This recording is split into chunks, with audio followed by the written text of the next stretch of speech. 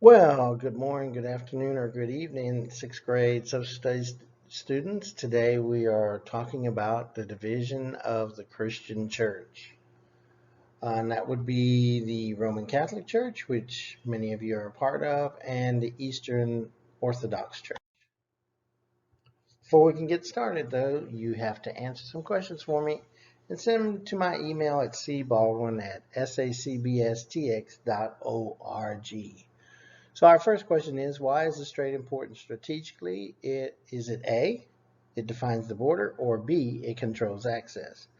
Our second question, how did Greek fire help the Byzantine military? Is it A, they could burn ships even in water, or B, they could cook food even in winter? Three, I didn't give you any choices. How does a moat work? And on number four, you have to watch CNN 10 on March 23rd. Carl's going to tell you how many people are infected with COVID-19 in the USA, according to Johns Hopkins University. So if you'd answer those and send them to me, email cbaldwin@sacbstx.org. So the Great Schism happened in 1054. There's problems from the very start in the church. Constantine, way back in 325, had to call a council of Nicaea so that the question of Jesus being human or human and divine could be settled. Of course, he's human and divine.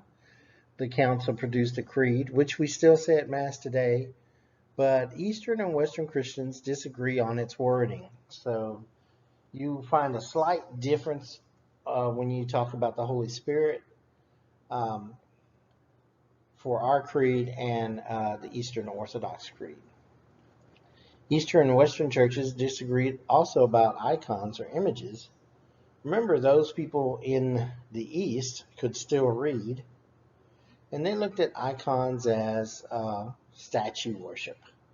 And so people who broke statues or broke icons were called iconoclasts, because that's what iconoclast means. It means breaking of images.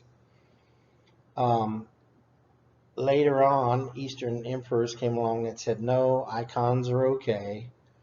But in the Western church, the Catholic Church, our people couldn't read.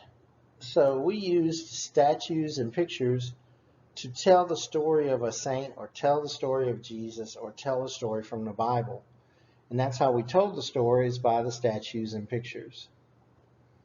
We have to talk about the development of the church.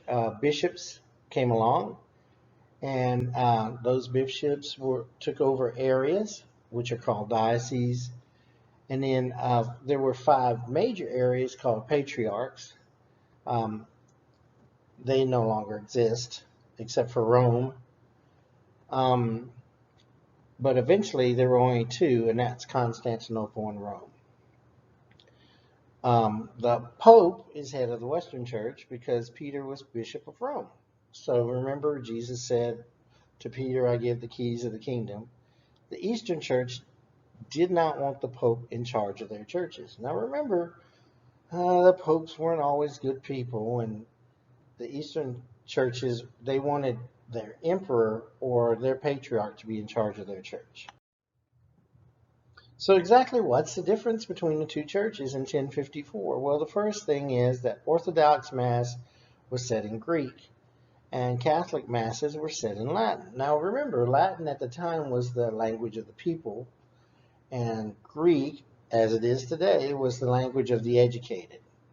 So that was the first difference. Catholic priests cannot marry, but Orthodox priests can.